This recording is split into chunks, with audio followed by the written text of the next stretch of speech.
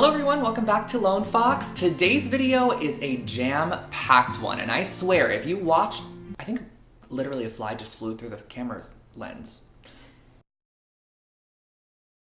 What I was saying before being rudely interrupted by Miss Fly was that if you watch today's video, I swear that your next makeover, your next transformation, your next little decor venture, it's gonna be that much easier because some of these decor tips and tricks are honestly mind-blowing. I know myself when I'm scrolling on TikTok or another social media platform and I come across some form of like home hack, I'm always like, why did I not think of this? Like, how did I not think of this hack? And so today I'm compiling 20 of my favorite hacks, and some of these are on the smaller side, some of them are larger ones, but all around, if you watch all of the hacks in today's video, I swear you're gonna find at least one thing you're probably going to turn off your computer and go do right after watching this. So let's go ahead and dive on into the first. Now, have you ever had a taper candle that doesn't fit in its holder? For example, this one, literally right here, right next to me. It doesn't fit because sometimes taper holders are a bit larger. There's different sizes of taper candles, but there is an easy workaround if you have a taper candle in a holder that you really want to use. And that is simply to melt the bottom side of your taper candle with a lighter or a match and let the wax drip into the taper candle holder.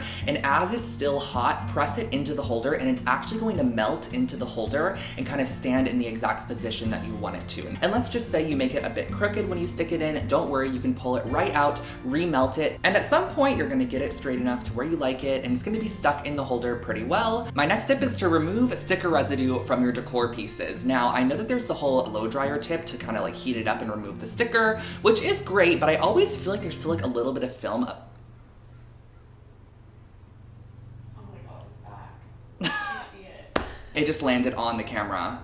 Absolutely not. But I always feel like there's like a little bit of adhesive left. Now, what I've always done to remove sticker residue, and I don't know why I haven't seen many people do this, is just to simply flip your piece over, add a little bit of water from the faucet right on top, and just let it sit for 20 or 30 minutes. That water is gonna actually break down the adhesive, break down the paper label itself, and it's literally just gonna wipe off. It kind of gets really soggy and comes right off the top of your surface. So if you have like a brand new set of cups or like a whole dishware set, I find this a lot easier than having to heat up every single one, remove them all, and then wipe it down, you know? This is just kind of like a one-step solution.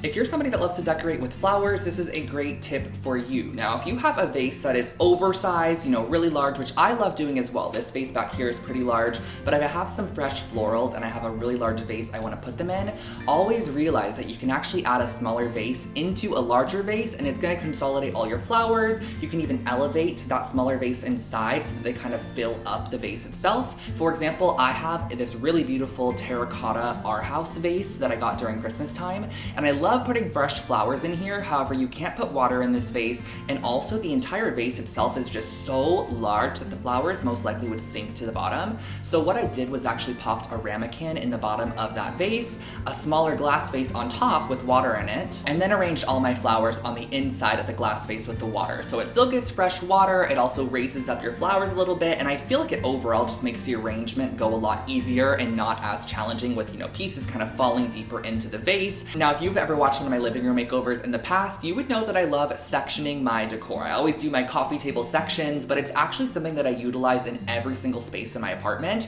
And if you are new to decorating, or you know, you just want a little bit more help with decorating, I always feel like sectioning your decor can just make your decor look a lot nicer overall. So in this bookcase I have in my dining room area, I always start off by adding my largest pieces of decor first. And I add these into the areas that I know that they're gonna probably be their own sections. And then in between those large items, I add in smaller items such as books, boxes, things to kind of fill in the other sections. But in this particular bookcase, I created 4 sections on top, 3 in the middle, and then 4 sections on the bottom. Once you have all of your sections created, that's when I go in with my smaller decor pieces like little knickknacks or trinkets and just add them to the sections. So I always like to have a little bit of space between each of my decor sections because once you add trinkets and fill them in, it just looks like one streamlined, jumbled decor situation. Now, if you are a book lover or an avid reader, this tip might not be your favorite, but don't worry, we're not destroying any books or anything, but books are definitely a crucial element of design. I absolutely love using books in every single space I do.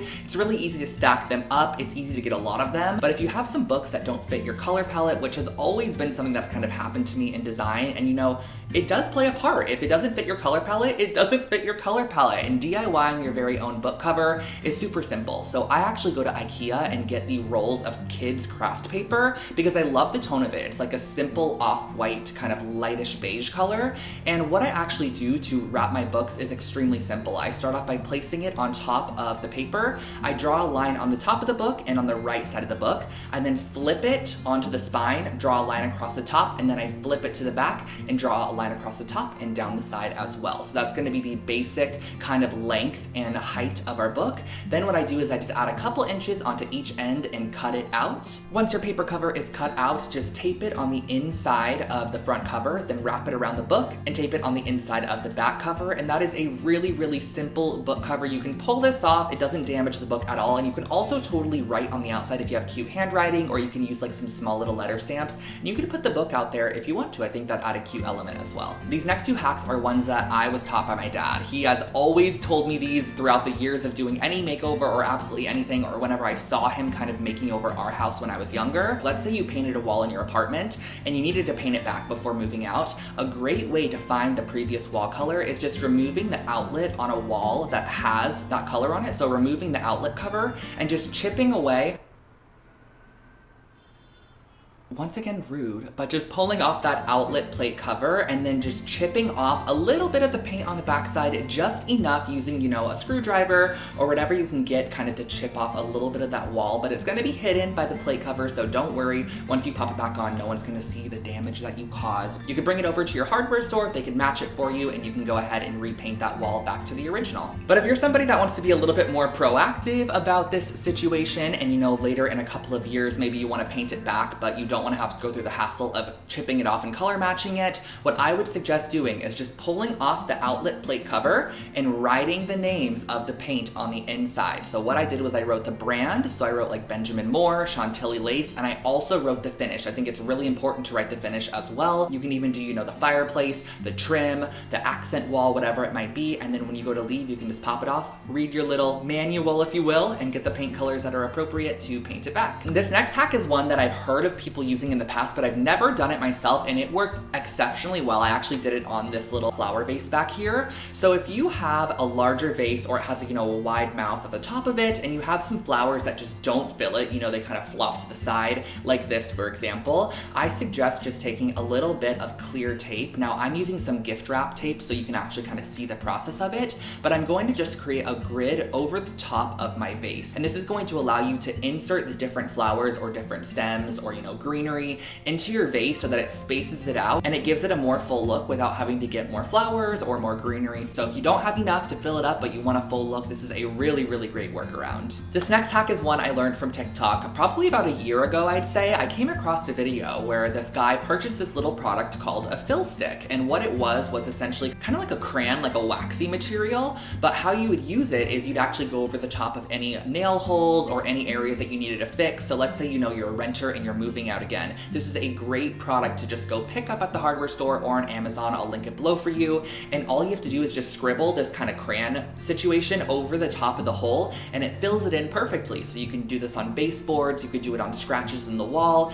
anywhere that you would essentially apply spackle to, you can use the fill stick, and I just find it to be a lot easier for a quick fix. And you can paint right over the top of it and you are good to go. Our next two tips focus on the bedroom, and particularly the bed, which is always the focal of a bedroom anyways, which is great. So this is a really nice way to get smooth bedding, because sometimes I know like linen is a very popular material for bedding, but it's always very wrinkly and creased, which kind of bugs me, not gonna lie. So a great way to get a smooth finish is after you lay down your sheet, just go ahead and take a spray bottle and fill it up with just plain water that has a really fine mist to it, and just slightly mist it over the top of your sheet, and then just kind of pull it as you're working with it, and pull it, and as it dries, it's actually gonna dry perfectly flat. You can do the same exact thing with your duvet as well, and you can totally keep a spray bottle of just plain water in your bedside table and do it every single day to have a nice clean bed. And our next tip is how to put on duvet covers and pillow shams the easy way. So I am somebody that is always struggling with my duvet cover. You see me like literally standing on my bed trying to fidget with it. I'm trying to like get inside of it, put my duvet in there, tie the knots on the corners. It's just always a mess. But there's actually a really great technique to do this that a lot of people knew about and I never knew until recently, and you guys, you gotta try this. So basically what you do is you're gonna take your duvet cover and flip it inside out and lay it on top of your bed with the opening towards the bottom. So once you have this flattened out on your bed, you're going to lay your duvet insert over the top of that as well. So it's just fully flat and you're basically creating a layer of duvet and comforter right on top. Then what you're gonna do is from the top of the bed, you're gonna roll it down like a burrito all the way to the bottom. And then on the opening, on the bottom corner where that duvet opening is, you're actually gonna flip that corner over the top and wrap it around and do the same thing on the opposite side as well. And then just simply unroll it back up to the top of your bed. And your duvet insert has now been inserted into the duvet cover. So simple and easy, you guys. It's crazy how that hack works. And as you do it a couple of times and get a hang of it, it's just a lot easier. You can roll it up and roll it out in like a minute. And you can actually do the same thing with pillow shams as well. Just flip your pillow sham inside out fully and put your arms inside the pillow sham, grabbing the two corners. Then grab the two corners of your pillows and just flip the sham kind of off of your arms and onto the pillow, roll it down, and that is how to easily apply a pillow sham onto your pillows. I wanted to include this tip because it's honestly so cute, and I don't think this is something that you guys are going to utilize every single day, but if you do have a guest coming and staying with you, I think this is such a cute little just added touch to their bathroom space. So I came across this on Pinterest. I think it was like a 5-minute craft style hack, and basically what it was doing was just taking the toilet paper and folding it into a triangle at the end, a simple triangle, and then you're going to turn on your water faucet in your bathroom and just kind of let it run for a bit, then turn it off after like a couple seconds of it running and just press your toilet paper roll underneath the faucet until you get a little bit of water on the tip of your point that you created, and it's actually going to create kind of one of those hotel style toilet paper rolls, which I think is really cute. If you've ever wondered how they got that look, that is how you achieve it. If you've ever come across furniture, decor, lighting that is just out of your price range, but you want to find something extremely similar, Amazon actually has a feature within their app called Style Snap, and this is not sponsored in any way at all. I just love using this feature. So how you use this is you're first going to want to come across an item that you want to find a dupe for. So for example, I came across this really beautiful pendant light on McGee & Co, but it was like $700, so I wanted to see if there was an alternate version on Amazon, so I just screenshotted this item. You don't have to crop it out or anything at all. I went to the Amazon app, and in the top search bar, there's a little box with a circle in it. Tap that, and then upload your photo to Style Snap, and it's actually going to use its own kind of system to pinpoint what in the photo you are looking for and find you dupe items on Amazon. So as you can see, it kind of generated a couple of lights that look similar at a fraction of the price, which is really nice. And you can do this with virtually anything, and you could also upload your very own photos as well. I recently got a new doormat, which was honestly long overdue because I've had a home for the holidays doormat for 3 months, and it's literally been 3 months after Christmas. So I got a half round one, but I realized that the two that I've had are just so junky. Like, doormats get so gross after like a month of use. So I saw a girl on TikTok, I'm going to link her account below for you guys, and she actually used Flex Seal in the clear finish, and she sprayed the Flex Seal over the top, and it's supposedly supposed to keep your doormat in perfect condition. It's just gonna keep your fibers locked together and they're not gonna fray everywhere. Next up, we kind of have a little bit of a tool hack slash home hack slash DIY hack, and this is for any screw hook that you need to add virtually anywhere. And I know I have a hard time a lot of times when the screw hooks are smaller or they're really thick to screw them into a piece of wood, to screw them into the ceiling, to hang a planter. So a great way to actually screw these in is to kind of get it started, start screwing it in with your fingers, but then what you're actually going to do is take a second screw hook and install it into your drill as if it's a drill bit. So you're going to put the screw side into your drill, tighten it up, then you're going to hook the hook through your other hook and turn it on. They're going to basically kind of connect up and wind up together, and it's going to screw in your screw hook itself, which is really nice and convenient. So it's just a great tip if you need to screw in a bunch of hooks, or you don't have the strength, or you don't want to just like ruin your fingers screwing in a hook. Now, I've talked about this painting tip in multiple of my makeover videos, but I don't think I've actually ever included it in like a tip-driven video, and this is such an incredible painting tip for anybody that wants a clean line once they remove their tape, because I feel like tape is very deceiving. You could put it on the best in the whole world, but if you do not do this before you remove it,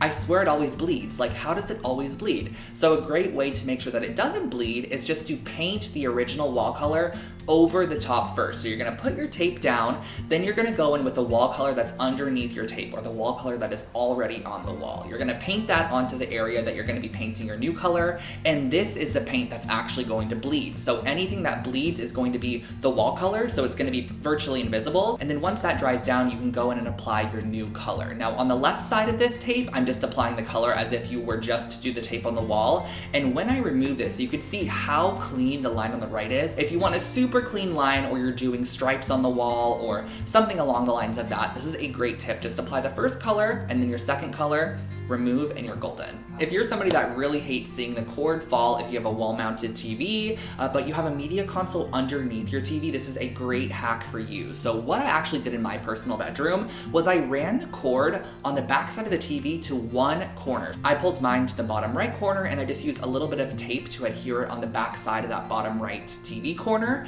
Once that is there, you could just go ahead and pop a little piece of decor over the top of the cord that is now falling from the corner to behind your media console or behind your dresser, whatever it might be. And this is just such an easy way to where you don't need to drill any holes in the wall. You don't have to add a cord cover. You don't need to do anything kind of additional. You're just using a little bit of tape, pulling it off to the corner, and adding a bit of decor over the top. Now, if you're somebody like myself that loves to reuse candle canisters or the containers that candles come in, this is such a great tip as well, because I've always been one to kind of chip it out with a knife or something, or try to, like double boil it in a boiler. But I actually found out that you could simply just boil some water on your stovetop. So just put some water in a pot and boil it until it's nice and, a rolling boil. And then you're going to pour that into your candle and just let it sit for like 10 minutes. It's actually going to soften down all of the wax. It's going to rise to the top of the surface, or it might even just mix into the water. And then what you're going to also be able to do is pull off the label, because that hot boiling water is going to heat the vessel from the inside, and it's going to make taking off that label so much easier.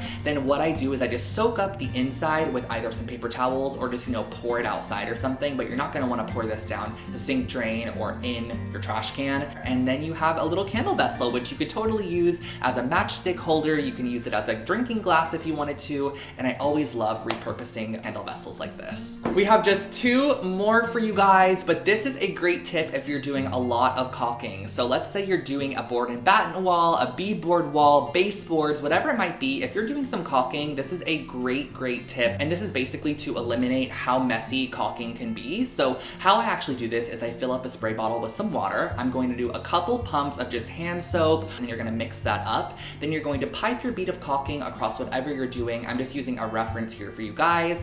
And as you can see on the left side, when I do it with my finger, it just gets really messy. It kind of goes everywhere. But if you actually spray a little bit of the soapy water over the top of your caulking, it actually keeps it consolidated and in a clump. So it's so much easier to work with. It just smooths out across the baseboard or across, your molding piece that you're adding. And it's such an easier cleanup process. It's not dripping, it's not falling. It kind of stays together, which is so strange, but it works so well. And last but not least, you guys, this one honestly is just kind of like a cheat because I just didn't have a 20th one, but this one is really great. If you have yet to see my DIY faux tree video and you are wanting a really nice faux tree or a faux plant in your apartment, but they are a little bit expensive, you can actually create your own. And I created my very own for my apartment. I just went outside, found a really large stick, and I actually couldn't even find a stick large enough. So I kind of pieced mine together with a little bit of drill work. I was drilling holes into the base and adding sticks here and there. And then I went through with some faux leaves and actually applied them onto all of the branches afterwards and created my very own faux tree. And I will link this tutorial for you guys, but this is a great hack. If you need to create a faux tree, you can customize these, which is really nice. And you guys, that was a mouthful, and wow, did that fly want to make an appearance in today's video. If you enjoyed this one, give it a big thumbs up. I would definitely appreciate it. And if you guys would like more home hacks like this,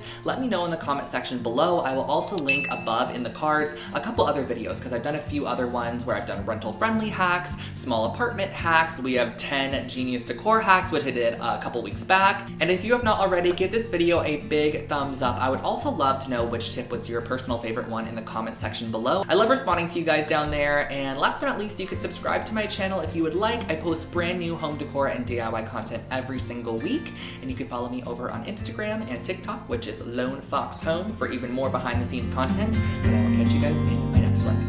Bye!